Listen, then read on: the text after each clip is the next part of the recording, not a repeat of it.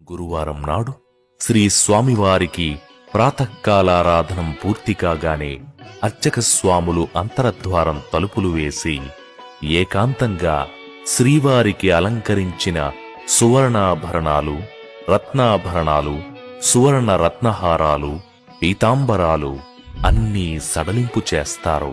ఇంకా శ్రీవారి పచ్చకర్పూరపు ఊర్ధ్వపుండ్రాన్ని సగానికి తగ్గించి స్వామివారి దివ్యనేత్రాలు భక్తులకు స్పష్టంగా కనబడేట్లు చేస్తారు.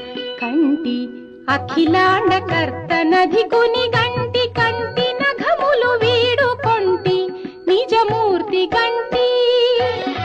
కంటి అఖిలాండ కర్తనధికుని గంటి కంటి